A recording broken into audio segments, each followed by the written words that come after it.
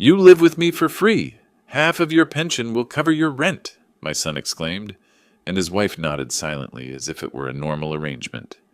I smiled, swallowing the bitterness of betrayal. But when I got up from the table, everything changed. The justice they didn't expect began to destroy their world. Before we continue, please subscribe to the channel and write in the comments what time it is where you are now. I poured coffee into my mug and offered refills to Douglas and Leona across the dining room table. Sunday lunch had left the table cluttered with plates, the spring afternoon light coming through the windows at 2847 Maple Street in soft bands. I felt good that day, optimistic even. I wanted you both to know first, I said, settling back into my chair. I'm retiring next month. Pension comes to $2,400 monthly. Not much, but enough. Douglas glanced at Leona. Something passed between them that made my coffee suddenly taste different. Leona set down her fork with precision. That's actually perfect timing.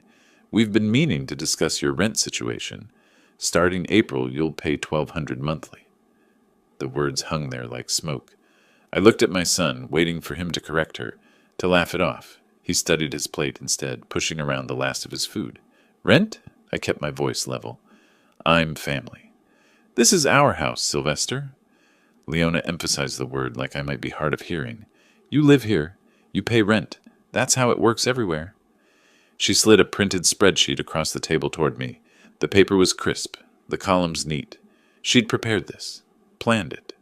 Douglas finally spoke, still not meeting my eyes. Dad, you have to understand. We have expenses. Mortgage, bills. It's only fair you contribute. I looked at the spreadsheet. Room rental, utilities allocation, shared space usage, food costs. The numbers were itemized like a restaurant menu. $1,200. Half of everything I'd earned over 43 years of engineering work, calculated down to the cent. When you mentioned the pension amount, Leona continued, her voice businesslike and cold, we realized you could afford market rate. Your room, utilities, shared spaces, food. $1,200 is actually generous for this neighborhood. I stood slowly, pushed my chair back without force. The legs scraped against the hardwood floor I'd helped Douglas refinish 5 years ago. I didn't slam anything, didn't raise my voice, just looked at them both, my son avoiding my gaze, his wife watching me with the expression of someone concluding a successful business transaction. Interesting, I said.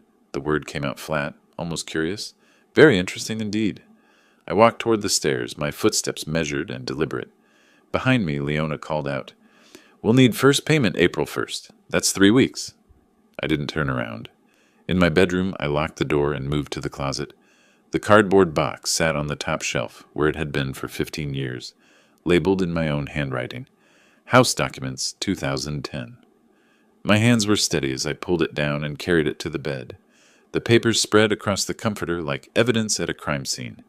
Cashier's check for $340,000. My signature at the bottom.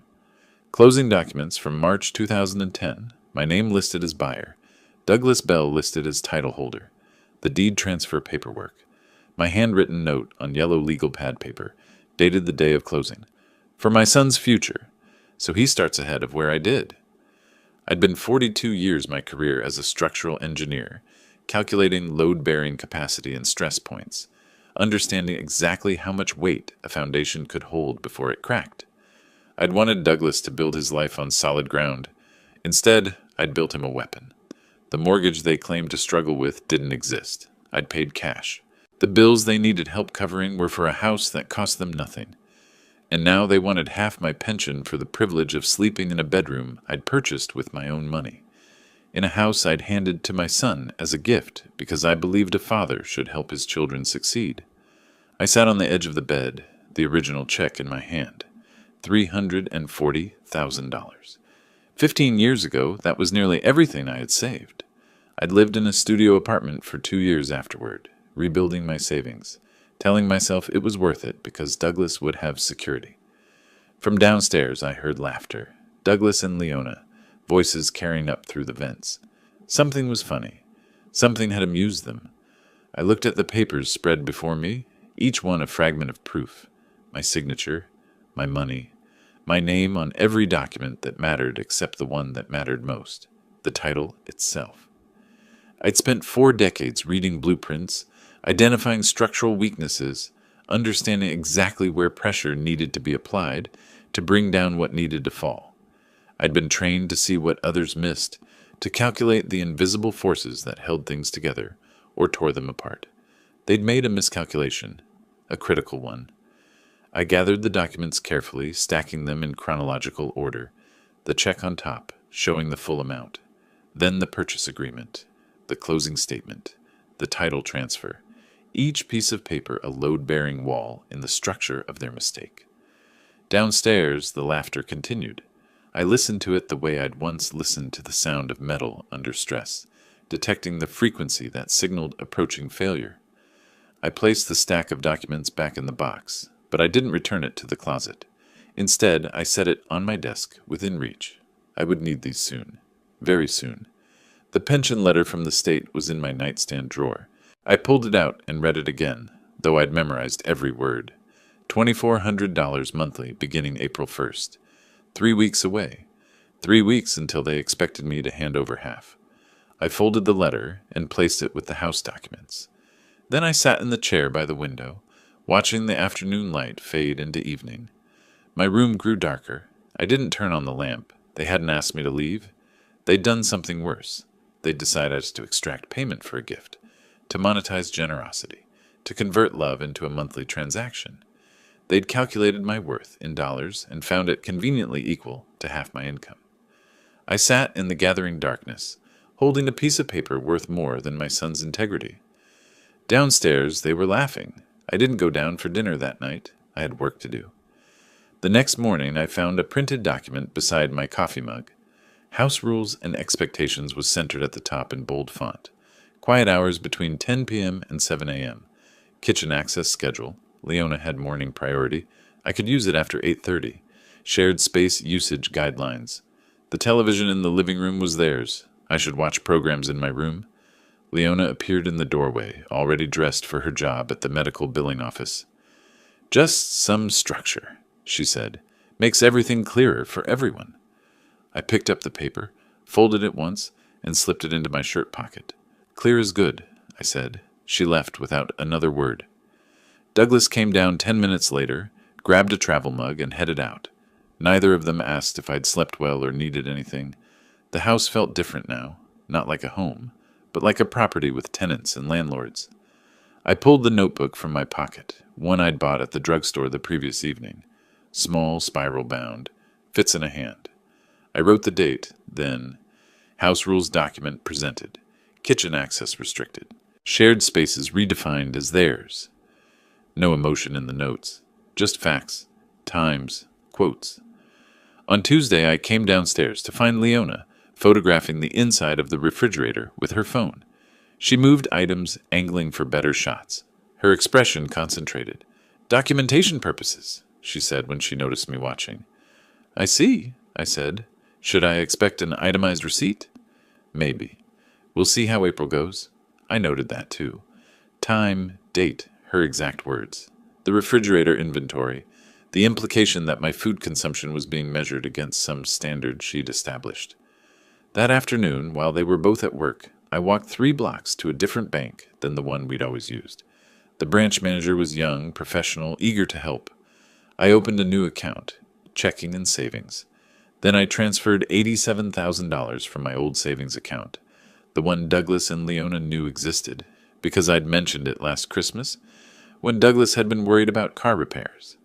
"Everything all right, Mr. Bell?" the branch manager asked as she processed the transfer.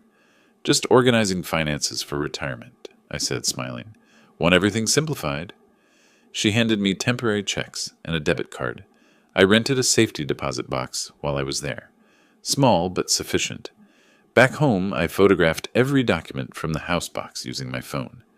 The check, the closing papers, the deed transfer, my handwritten note. I uploaded everything to cloud storage, then drove to my new bank and placed the originals in the safety deposit box. The copies went back into the cardboard box in my room. If anyone looked, they'd see papers. They wouldn't know the originals were locked away beyond their reach. Wednesday evening, I returned to my bedroom after dinner to find it noticeably colder than the rest of the house. The programmable thermostat in the hallway showed 58 degrees, set for my zone during nighttime hours. When I adjusted it back to 68, Douglas appeared within minutes. "Dad, the heat stays at that setting. We can't afford to warm empty rooms all day." "My room isn't empty," I said. "I'm in it." "You know what I mean. During work hours, use a blanket." He walked away before I could respond. I noted the interaction in my book. Thermostat control. Temperature set to 58. Use a blanket quote, attributed directly to Douglas. Over dinner Thursday, I still ate with them, still sat at the same table, observing. Leona mentioned almost casually, "Douglas and I were discussing seniors often prefer first-floor living. Safer, fewer stairs." "I'm 67, not 97, I said. "Of course." Her smile was practiced, the kind you'd give a difficult client. "Just something to think about. Your current room would make an excellent office for Douglas. Home office expansion, you know. Tax deductible." "I'll give it thought," I said, and stood to clear my plate. A lot of thought. That night I sat at my laptop and searched. Oregon property law. Purchased house in someone else's name. Legal rights to property paid for by another person. The search results loaded slowly, but I had time. All the time in the world now. Constructive trust. The term appeared in multiple results. I clicked through to legal forms, statute explanations, case precedents. In Oregon, when someone provides funds for property purchase but title is placed in another person's name, courts could impose a constructive trust, recognizing the funding party's actual ownership despite what the paperwork showed. I took screenshots, wrote down statute numbers, found names of attorneys who'd handled similar cases, real estate disputes, property ownership challenges. 23 attorneys in Portland alone specialized in this exact situation. Friday morning, after Douglas and Leona left for work, I read through everything again. The law was clear. Documentation was key. Proof of payment. Proof that title transfer was intended as temporary or for specific purposes. Written evidence of the relationship between the parties. I had the check. I had the closing documents. I had my handwritten note explaining the gift was for my son's future, not an unconditional transfer of ownership. I had a pattern of behavior, living in the house for 15 years without being charged rent, until the moment I mentioned pension income. Saturday, Douglas suggested we talk about April 1st after breakfast. Leona had printed another spreadsheet, this one showing monthly expenses I'd be responsible for, $1,200 for rent and food. But there were line items for additional services, laundry facilities, garage access, yard space usage. "These aren't included in the base rent," she explained, "but if you want them, we can negotiate rates." I looked at my son. He was scrolling through his phone, not even pretending to pay attention to his wife extracting money from his father, like I was a tenant disputing utility charges. "I'll review this," I said, taking the paper. "Give you an answer soon." Sunday night, late, I sat at my desk with the notebook, the printed spreadsheets, the screenshots of legal statutes, and a list of attorney names with their phone numbers. I'd organized everything by date, by category, by relevance. James Morrison, real estate attorney, property disputes, 20 years experience. His website showed a practice focused specifically on title challenges and ownership conflicts. Reviews praised his thoroughness, his willingness to take cases others considered difficult. His office was downtown on Fifth Avenue. Consultation fee was $200. Phone number listed clearly at the top of the page. I wrote it down in my notebook, underlining it twice. Tomorrow was Monday. Offices opened at 9.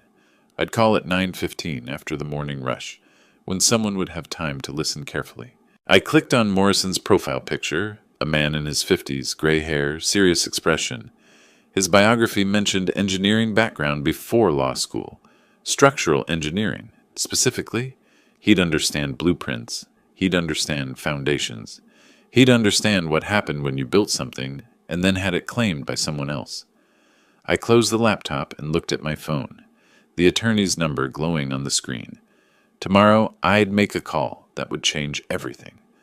I called James Morrison's office first thing that morning. His secretary scheduled me for 2 o'clock. By 9:30, I had my folder organized, documents arranged chronologically, repair receipts bundled separately, my week of notes clipped to the inside cover. I put on a dress shirt and jacket. This wasn't casual business. I was hiring a professional to reclaim what belonged to me. "Going out," I told Douglas as he gathered his things for work. He barely looked up. "Sure, Dad."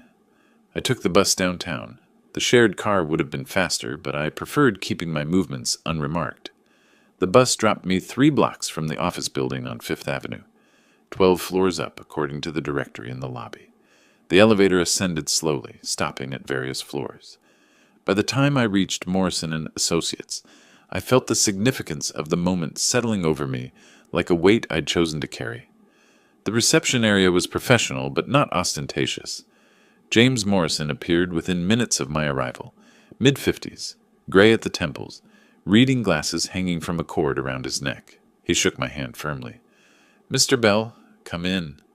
His conference room had windows overlooking the city.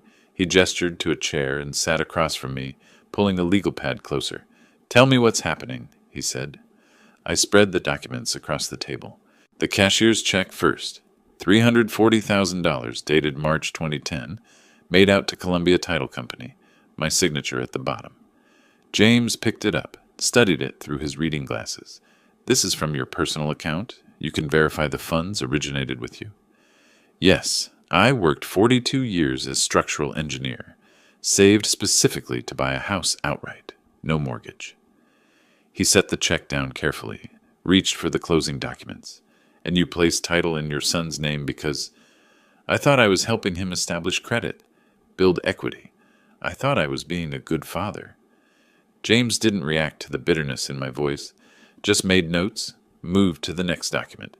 The deed transfer showing Douglas Bell as sole owner, my name nowhere on the title itself. "That complicates things legally," he said, "but doesn't eliminate your claim.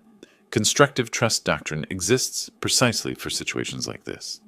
He spent 20 minutes reviewing everything, the purchase paperwork, bank statements from 2010 showing the withdrawal, 15 years of repair receipts, roof replacement, $12,000, HVAC system, $8,500, kitchen renovation, $15,000, all paid by me, all documented with my name on invoices and canceled checks. When he finished, he leaned back and removed his glasses. "What are my chances?" I asked. 60-40 in your favor, maybe 65-35 with this documentation. Oregon courts recognize constructive trusts when someone provides purchase funds, but title goes to another party. Your evidence is strong. You funded the purchase. You maintained the property. You have written records spanning 15 years. But it'll cost time and money. 8,000 retainer. Probably 15 to 20 total before we're done. "When can you file?" He smiled slightly, the expression of someone who appreciated decisive clients. "I'll draft the petition this week. Need to verify a few details with the county recorder's office, confirm title status. We file next week." I wrote him a check for $8,000 from my new bank account. My hand was steady. The account was only 2 weeks old, but James noticed. He was the kind of attorney who noticed everything. "Recent account?" he asked. "Asset protection," I said. "Seemed prudent." "Smart." He signed the retainer agreement and slid my copy across the table. "I'll call you when the petition's ready. Probably Thursday or Friday. Once we file, they'll be served within 48 hours. I took the bus home, arriving before Douglas and Leona finished work, placed the attorney receipt in my locked desk drawer, attended dinner as usual. Douglas cleared his throat halfway through the meal. Leona took over before he could speak. "We've reviewed market rates," she said, producing another printed spreadsheet. "Your rent increases to $1,500 starting May 1st. She slid the paper toward me. Rental listings from websites, comparable rooms in Portland houses, prices ranging from $1,700 to $1,900 monthly. I looked at the spreadsheet. The numbers were highlighted, organized into columns, professional in appearance. "That's a 25% increase," I said. "That's market reality. You're getting a deal, honestly." Douglas added weakly, "Bills keep going up, Dad. We're not making money off you, just covering costs." I stood, picked up my plate. "I understand. May 1st, $1,500. Leona called after me as I left the room. "We'll need it on the 1st, not late in the month like last time." I paused, but didn't turn around. Noted. I hadn't paid April rent, hadn't paid anything, but she was already rewriting history, creating a narrative where I was the delinquent tenant, the burden who needed management. In my room, I heard them downstairs. Their voices carried through the heating vents. "See?" Leona was saying. "He's reasonable. We should have done this months ago." Douglas murmured something I couldn't catch. "By next year, we can probably push it to 2,000. Leona continued. "He's not going anywhere." Where would he go? I opened my notebook, wrote the date, April 6th. Then, attorney retained, James Morrison, $8,000 retainer. Petition files next week. New line, rent increased to $1,500, effective May 1st. L suggests increasing to $2,000 next year. Their voices drifted up, celebrating what they thought was victory. Douglas laughed at something. The sound echoed in the ductwork. I added another entry. Pattern established, incremental demands, confidence growing, long-term exploitation planned. James would file the petition next week, probably Thursday. They'd be served by Saturday. Let them celebrate while they could. James said he needed corroborating witnesses. I knew exactly where to start. Patricia Henderson's house mirrored mine in layout. Same builder, same year, same floor plan, reversed. She'd lived there since 2010, moved in 2 months before I bought my place. We'd been neighbors for 15 years, friendly without being intrusive. She knew my habits. She'd watched me maintain the property, hire contractors, handle every repair personally. I walked across the lawn between our houses mid-morning on a Wednesday. Douglas and Leona were at work. The April sun was warm, the grass still damp from overnight rain. Patricia saw me through her window and opened the door before I could knock. "Sylvester," she said, concern immediate in her voice. "I've been meaning to check on you. Is everything all right?" "I've noticed." Tension. "Do you have a few minutes?" I asked. "Of course. Come in." Her kitchen smelled like coffee. She poured 2 cups without asking, set them on the table. We sat across from each other, the morning light slanting through her window. "How long have you lived here?" I asked. 15 years this June.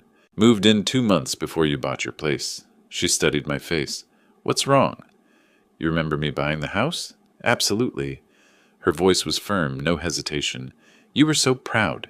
Told me you'd saved your whole career for it. Paid cash, no mortgage. Your son visited sometimes, but this was always your house. Everyone knew that." I pulled out my notepad and a pen. "Would you be willing to write that down? Sign it?" Understanding dawned across her features. "Are they claiming it's theirs? After everything you've done?" She reached for the pen. "Give me paper. I'll write every detail I remember." She spent 20 minutes writing, her handwriting neat and deliberate. She dated it, signed it, pushed it across the table to me. "I'm happy to testify," she said firmly. "What they're doing isn't right. I've watched you repair that roof, replace the furnace, renovate the kitchen. Douglas shows up occasionally. His wife barely acknowledges neighbors. That house is yours, Sylvester. Everyone on this street knows it." I photographed her statement with my phone, thanked her, stored the original in my folder. That afternoon, I met Michael Torres at a coffee shop downtown. Licensed appraiser, 30 years experience, according to his website. I'd called him that morning. "What's prompting the appraisal?" he asked, pulling out his tablet. "Sale, refinance, estate planning?" "Legal matter. I need official valuation." "Understood. No judgment, just professional efficiency. I'll need access to all rooms, including basement and attic. When works for you?" "Tomorrow, 10 a.m. The other occupants will be at work." "Other occupants?" "It's complicated," I said. "That's why I need the appraisal." Michael arrived precisely at 10 the next morning. Spent 2 hours measuring rooms, photographing upgrades, noting maintenance quality. I stayed in the background, didn't influence his evaluation. He was thorough, professional, exactly what I needed. 3 days later, the appraisal report arrived by email. Current market value, $520,000. The house had appreciated $180,000 since I bought it. Investment I'd funded entirely, maintained personally, improved systematically. I forwarded the report to James Morrison, then turned to other research. That evening I searched county property records online. Public information accessible to anyone. I entered the address for 2847 Maple Street and waited for the results to load. Purchase history appeared first. Original purchase, March 2010. Price $340,000. No mortgage recorded. Free and clear, exactly as I'd paid for it. Then, lower on the screen, a second entry. Home equity line of credit, $80,000. Open March 2024. Lender, Pacific Northwest Bank. I stared at that entry for a long time. Douglas had borrowed against the house. Borrowed $80,000 using equity I'd created. Without telling me. Without asking permission. I clicked deeper into courthouse records, searching for any related filings. Found one dated 6 weeks ago. Notice of default. Pacific Northwest Bank versus Douglas Bell. Borrower 3 payments delinquent on home equity line of credit. Monthly payment $2,400. Total arrears $7,200. Borrower has 90 days from notice to cure default or property subject to foreclosure proceedings. The calculation was simple. They were demanding $1,500 monthly from me while owing the bank $7,200 in missed payments. Monthly HELOC payment $2,400, exactly matching my pension amount. They weren't greedy. They were desperate, drowning, and trying to use me as a life raft. I sat back from the laptop, processing. Douglas had taken an $80,000 loan 14 months ago, couldn't maintain the payments. Faced foreclosure within 90 days unless he caught up the arrears and resumed paying $2,400 monthly. That's why the rent demand came exactly when it did. That's why they'd calculated $1,200 so precisely. Half my pension. That's why Leona had increased it to $1,500 this week. They needed more. Faster. They'd gambled with a house they didn't buy, using equity they didn't create, and now they needed me to bail them out. I composed an email to James Morrison. Subject line, additional evidence, urgent. Attach the appraisal report, screenshot of the HELOC, screenshot of the foreclosure notice. Body text, property currently valued at $520,000. Title holder took $80,000 HELOC in March 2024 without my knowledge. Currently in default, $7,200 in arrears, facing foreclosure. This explains their sudden demand for rent payments. Please call when convenient. That evening, Douglas passed me in the hallway. Dad, did someone come by today? Neighbor mentioned seeing a car. Property appraiser, I said calmly. For my records. Appraiser? Why? Personal business. I continued to my room, closed the door. Heard Leona's voice from the kitchen, suspicious. What does he need an appraisal for? Douglas responded, uneasy. I don't know. Maybe insurance? At 11 that night, I opened my laptop one final time.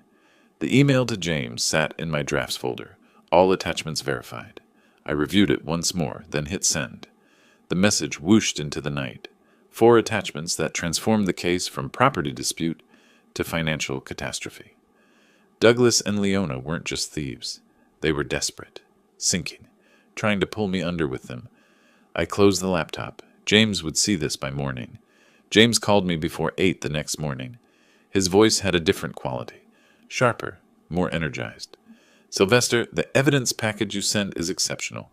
Patricia's statement establishes timeline perfectly. The appraisal shows current value at $520, and that foreclosure notice, that's leverage we couldn't have anticipated. When do you file? I asked. Today. I'm finishing the petition now. They'll be served within 48 hours, probably Thursday. I pulled my notebook closer, wrote down the timeline. What happens after they're served? They have 30 days to respond. They'll hire an attorney, file an answer, maybe counterclaim.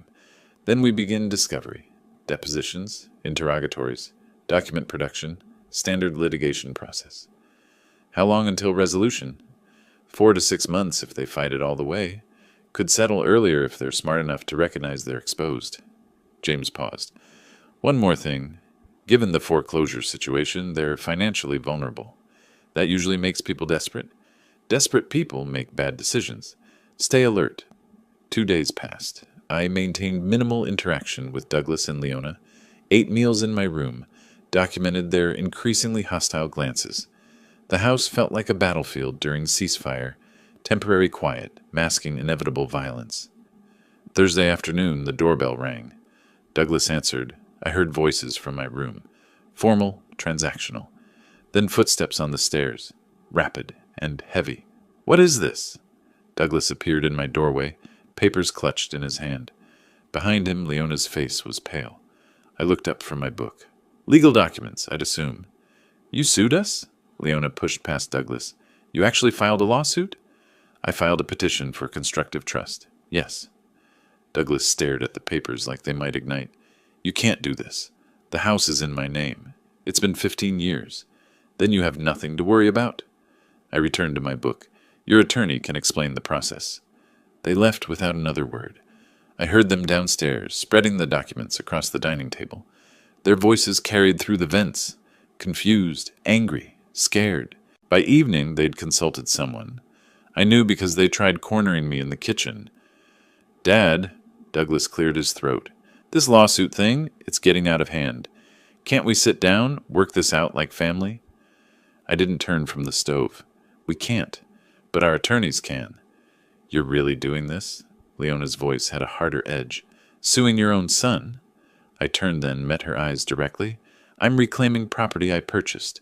The relationship is secondary to the law. Secondary. Douglas's volume rose. I'm your family.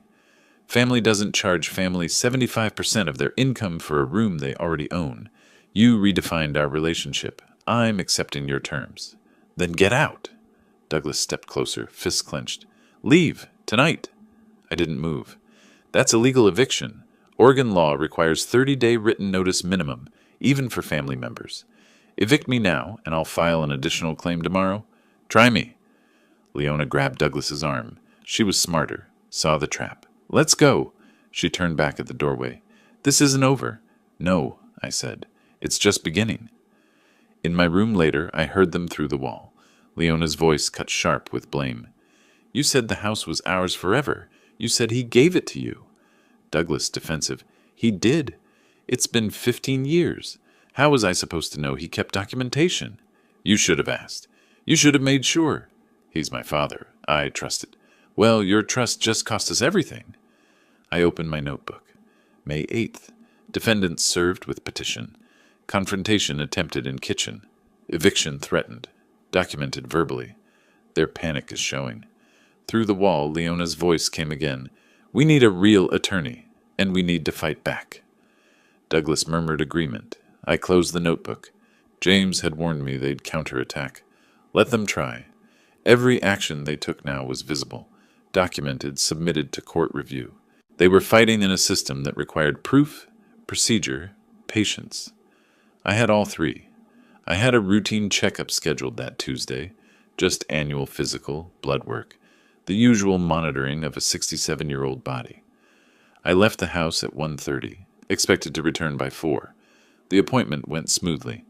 Blood pressure normal, cholesterol acceptable. Doctor pleased with everything. I took the bus home. Parking downtown cost more than transit fare. At the front door, I inserted my key. It wouldn't turn. I tried again, jiggling it. The mechanism felt wrong, different. I examined the lock closely. New hardware, brass instead of steel. They'd changed it. The back door was the same. Fresh lock set. My key useless. I pressed the doorbell, waited, pressed again, holding it longer. Leona's voice came through an intercom I didn't know existed. We're not letting you in. Open the door, I said calmly. I live here. Not anymore. You sued us. That's abandonment. That's not how law works. Open the door. Silence. I pulled out my phone, photographed the front door, the new lock, the doorbell camera mounted above it, also new. Walked around the house, photographing every entry point, each image time-stamped. Douglas's car pulled up while I was at the back door. He got out, saw me, and his jaw set. He walked to the front, unlocked it with a new key, went inside. I followed before he could close it. He blocked the doorway physically. You don't live here anymore. Leave, or I call police. I held up my phone, recording. For the record, you've changed locks, preventing me from accessing my residence and belongings. You're aware this is a legal eviction under Oregon law? Sue me. He almost smiled. Oh, wait, you already did. The door slammed. The deadbolt clicked. I walked to my car, sat inside, called James. They did what? His anger was immediate. Changed the locks while you were at a medical appointment? Complete lockout. I have photos. Audio recording of the confrontation. Perfect. I mean, terrible for you. Perfect for the case. Judges absolutely hate landlords who do this. It's one of the most serious violations. He paused. You need temporary housing. Find something. Keep all receipts. They'll be paying for every penny. I'm filing emergency motions first thing tomorrow morning. I drove east on Highway 26 until I found the Sunset Motel. Older property, reasonable rates advertised on a weathered sign. The clerk was a woman in her 50s who noticed I had no luggage. Traveling light? She asked. Temporarily displaced, I said. She didn't pry. I paid cash for 3 nights. Took the key to room 14. The room was basic. Double bed with thin comforter, television bolted to the dresser, bathroom with shower and rust stains around the drain. I sat on the edge of the bed and looked around. Everything I owned was locked inside a house I'd purchased, inaccessible because my son had decided locks could rewrite ownership. I had my wallet, phone, and the clothes I was wearing. Nothing else. The feeling lasted maybe 30 seconds. Exposure, vulnerability, the sharp edge of understanding that I was 67 and sleeping in a budget motel, while people half my age controlled my possessions. Then anger hardened it into something else. Resolve. Focus. I made a list on my phone of immediate needs. Clothes, toiletries, laptop to communicate with James. All expenses to be documented, all receipts saved. James called the next morning. I filed 2 motions, emergency hearing for wrongful eviction and an order requiring them to return your property immediately. Hearing is scheduled for next Monday. 1 week. What do I need to do? Document everything, every expense, every interaction. They've made a catastrophic error, and I want a complete record when we walk into that courtroom. 3 days later, a process server found me at the motel. How Douglas got the address, I didn't know, and that realization sent a cold thread down my spine. They were tracking me, somehow. The server handed me a thick envelope. Douglas and Leona Bell versus Sylvester Bell, counterclaim. I opened it in my motel room, skimmed the first page, flipped through. They were seeking $45,000 for 15 years unpaid rent, claiming I'd lived free while they bore all expenses. Attached was an affidavit from Robert Henderson, Leona's brother who lived in Salem.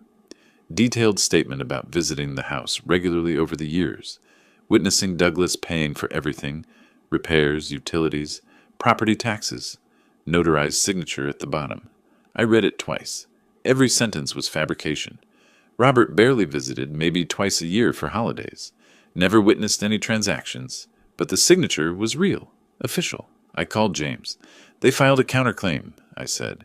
$45,000 for rent they claim I never paid. Predictable. He didn't sound worried. What's their evidence? Affidavit from Leona's brother. Says he witnessed Douglas paying for everything over the years.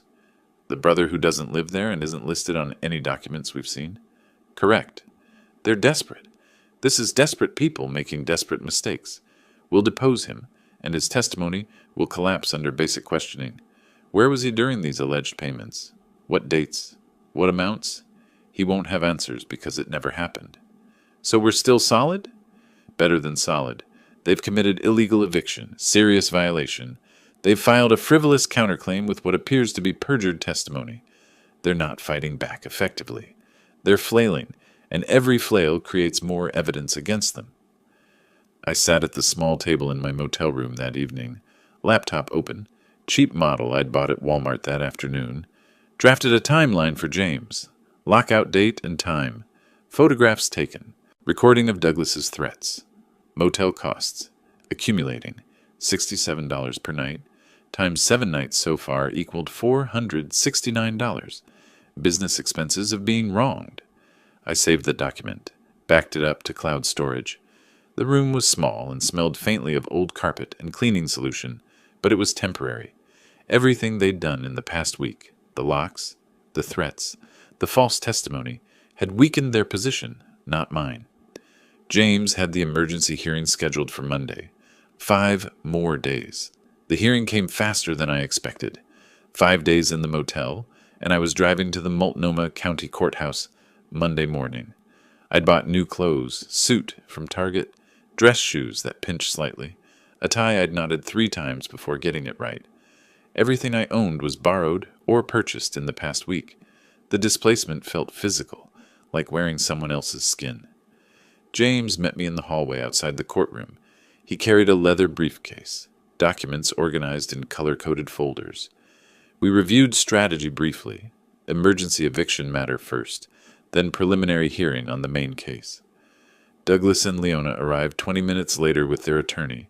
His suit was cheaper than James's, fabric shiny at the elbows. Discount legal services visible in every detail. They sat on a bench 20 feet away. No one spoke. Leona whispered urgently to their lawyer.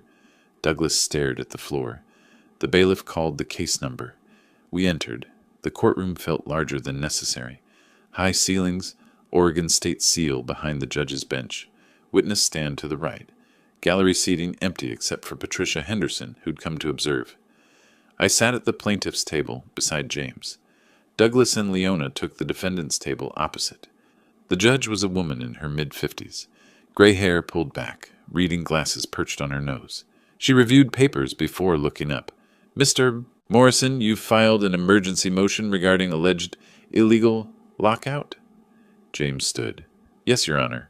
While my client attended a medical appointment, defendants changed all locks, denied him access to his belongings, and threatened police involvement if he attempted to return.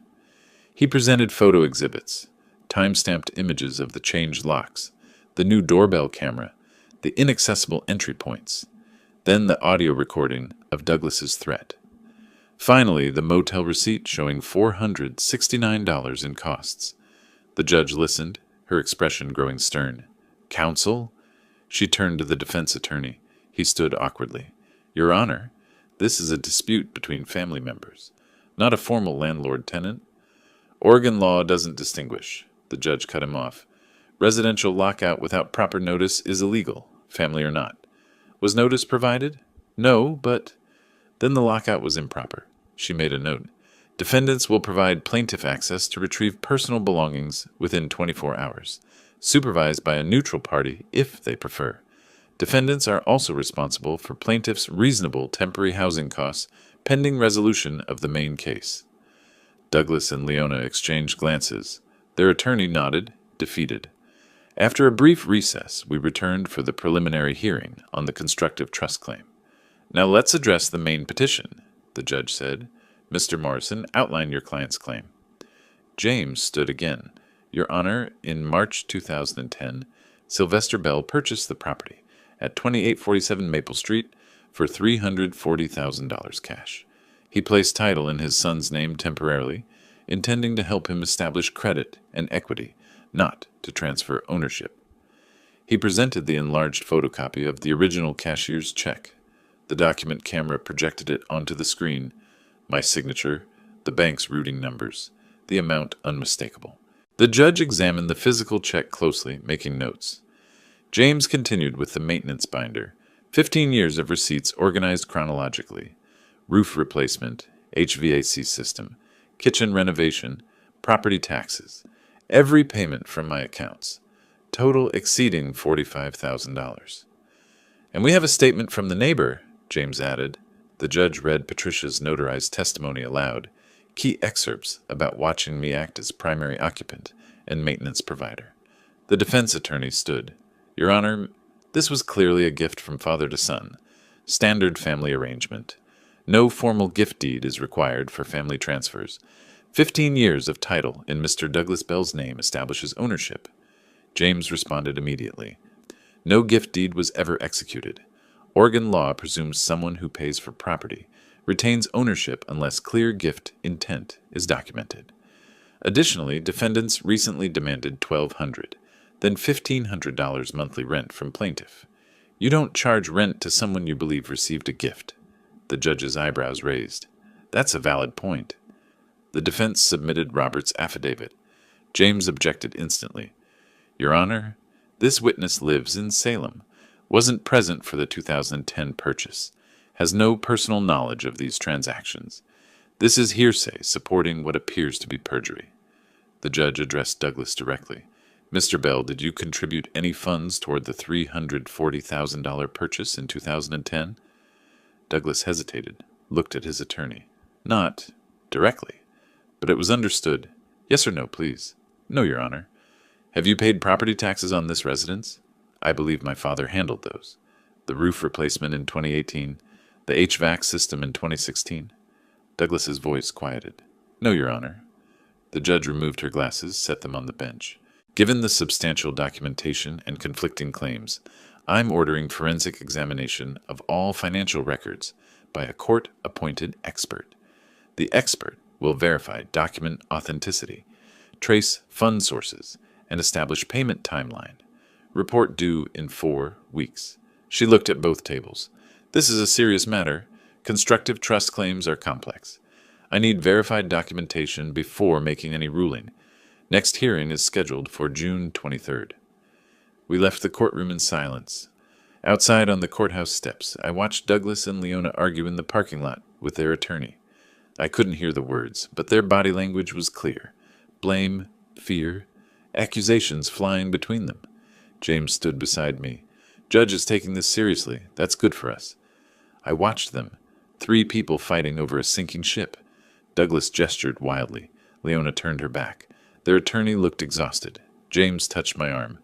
Let's get you back to your place. Tomorrow we arrange belongings retrieval. I nodded. Not my place. A motel room. But temporary. The judge's examination order meant something. Meant doubt about their story. Meant possibility. I'd been back at the motel 2 weeks. My belongings filled the small space now. Clothes in the closet, documents in a banker's box on the desk, laptop beside it. Waiting for the forensic examiner's report felt like holding breath underwater. James called mid-afternoon on a Tuesday. His voice had that urgent quality again. Sylvester, we have a problem. Douglas put the house on the market. I grabbed my laptop before he finished the sentence. He what? Listed for sale 3 days ago. $480,000. Below the appraised value for quick sale. I'm sending you the link now. The email arrived while we were talking. I clicked through to the real estate website, typed in the address. There it was, my house. Photos of rooms I'd maintained for 15 years. Description emphasizing motivated seller. Can he do that? I asked. With the case pending? Technically, yes. He's still the title holder. But we can stop it. We need to file an emergency injunction immediately. They already have 2 interested buyers. One submitted a preliminary offer. How fast can house sell? In Portland market? Price below value? Maybe a week. That's why I'm calling. Can you come to my office right now? I'm drafting the motion. I left within 5 minutes. At James's office, I watched him type the emergency motion on his computer screen. Legal language forming in real time. Citation of case law. Factual assertions. Requested relief. If the house sells to an innocent third party before our case resolves, he explained while typing, we're in complicated territory. The new owners haven't done anything wrong. We need to freeze the sale. Now. He outlined the injunction basis. I had a legitimate pending claim. The house was disputed property. Sale would make me unable to recover even if I won, and defendants were attempting to liquidate the asset to avoid judgment. We drove to the courthouse together, arrived 30 minutes before the clerk's office closed, filed the motion with supporting documents, paid the emergency filing fee of $350. The clerk stamped the papers, said the judge would review overnight. James called me at 8 the next morning. Judge scheduled emergency hearing for 10. Same courtroom. The hearing room was smaller this time, less formal. The same judge from the previous hearing reviewed papers at her bench. Douglas and Leona sat with their attorney, all 3 looking exhausted. The real estate agent was also present, subpoenaed to attend. Their attorney argued that his clients had the right to sell their property. James countered with the pending constructive trust claim, the forensic examination in progress, how the sale would prejudice my legitimate claim. The judge asked the agent directly, "Are you aware of pending litigation regarding this property?" The agent shifted uncomfortably. "Sellers didn't disclose any litigation, Your Honor." The judge frowned. "Mr. Bell," she said to Douglas, "you listed disputed property for sale during active litigation, with a court-ordered forensic analysis underway?" "Your Honor, the property is legally titled to my client," their attorney began, "while a constructive trust claim is being examined." The judge's voice sharpened. Selling the asset before determination would moot the entire case. She ruled from the bench. Property sale is hereby enjoined pending resolution of the constructive trust claim. Mr. Morrison, file this order with the county recorder immediately. Within hours, the injunction was filed, creating an official cloud on title. The real estate agent withdrew the listing by afternoon. James reported that Douglas and Leona had left the courthouse devastated. Their attorney told him they'd planned to use sale proceeds to pay all their debts. A week later, James received a copy of the bank's foreclosure filing, public record. The bank formally notified Douglas of foreclosure proceedings on the $80,000 home equity line. He was now 5 months behind on payments, $12,000 in arrears. The notice gave him 90 days to cure the default or lose the property. Over the following days, I noticed signs of their financial collapse. Douglas's BMW was gone. Neighbor Patricia mentioned seeing a tow truck. Leona's jewelry appeared for sale on Facebook Marketplace. Their grocery shopping shifted to discount brands. I sat in my motel room one evening processing the information. They couldn't sell the house, couldn't pay their debts, couldn't afford an ongoing legal battle. Their position weakened daily while mine strengthened.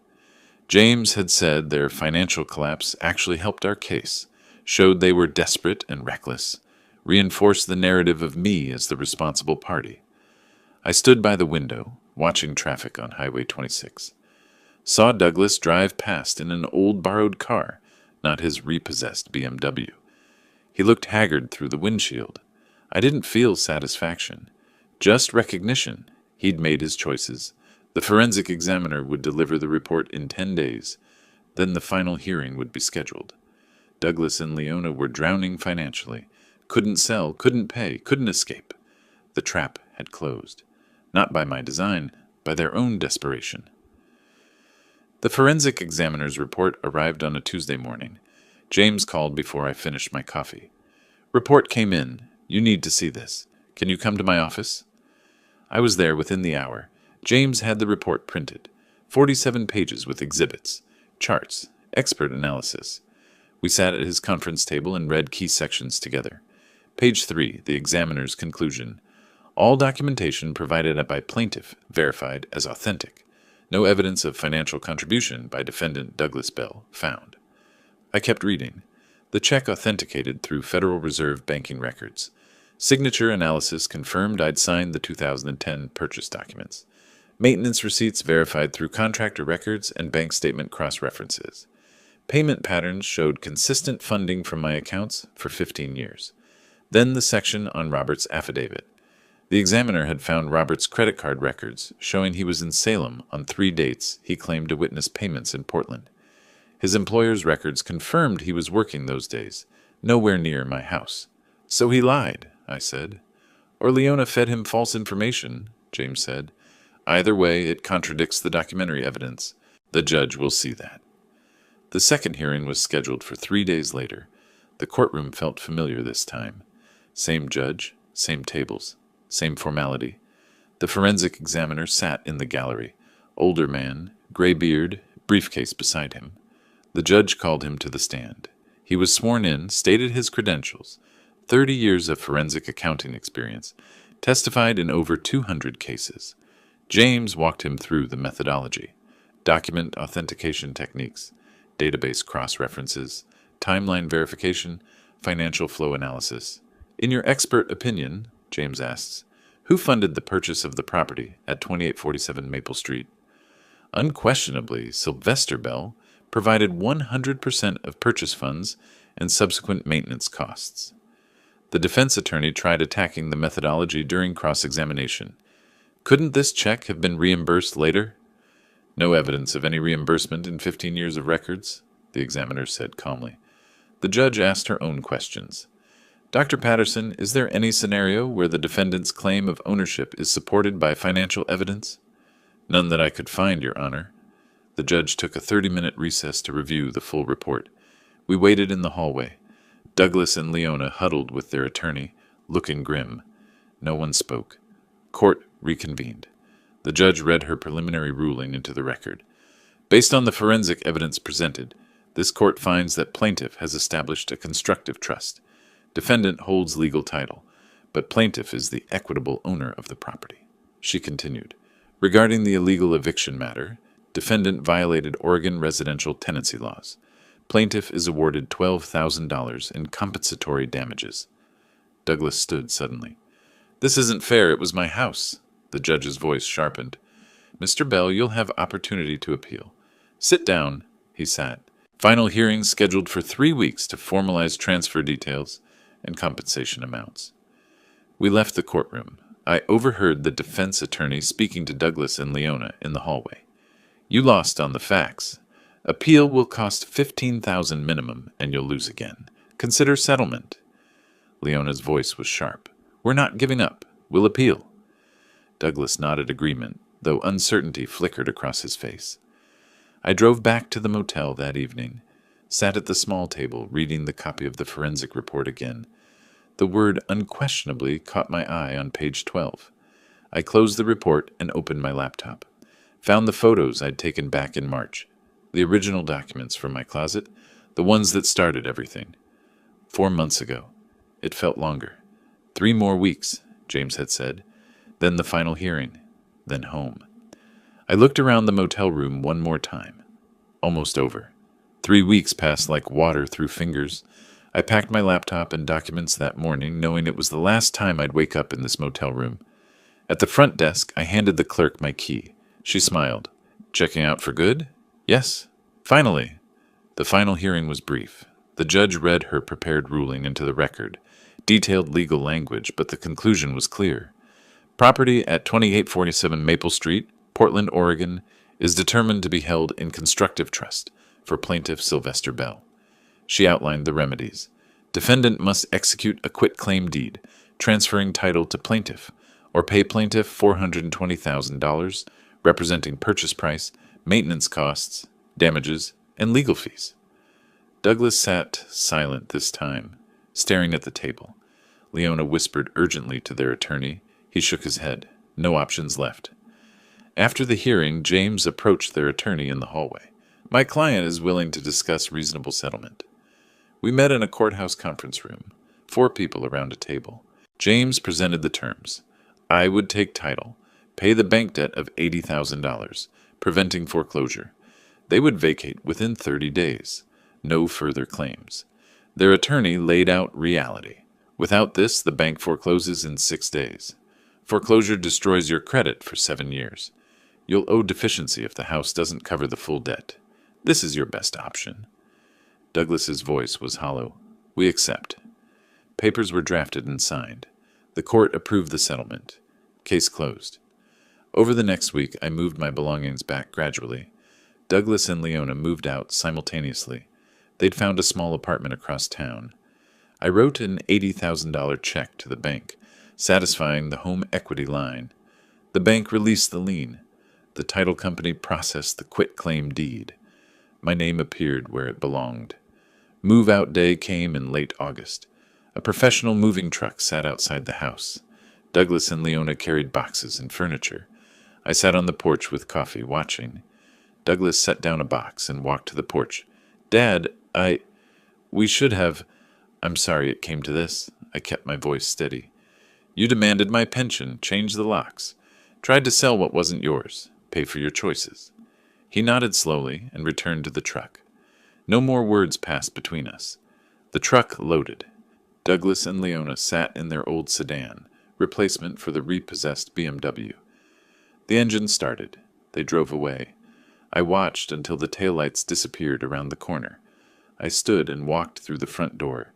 My house. I walked room to room. Living room where they'd presented their rent demands.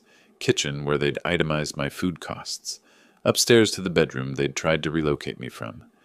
Everything felt different now. Earned through evidence and law, not given through generosity. I made coffee in the kitchen. The same kitchen where Douglas had threatened eviction. Poured a cup, added cream the way I liked it. Carried it to the back porch. The August sun was warm. Birds moved through the trees in the yard. The sound of my own house, peaceful. No arguments threading through the walls. No demands sliding across tables. Just quiet ownership. I thought about calling Patricia to let her know I was home. thought about calling James to thank him properly. But instead, I just sat. The quiet was enough. 4 months of documentation, courtrooms, motel rooms, and strategic patience. 4 months to reclaim what had always been mine. I sipped the coffee. It had grown lukewarm, but I didn't mind. Douglas and Leona were somewhere across town, living with consequences. The house was mine, legally now, matching the equity I'd held all along. Justice, when it finally arrived, hadn't announced itself with fanfare. It settled like evening, gradual, inevitable right. The sun dropped lower, casting long shadows across the yard. My house, my life, reclaimed. I'd lived 67 years, and somewhere in there learned that justice isn't about revenge, it's about restoration. They were gone. I was home. That was enough. If you like this story, please like this video, subscribe to the channel, and share your impressions of this story in the comments. To listen to the next story, click on the box on the left. Thank you for watching.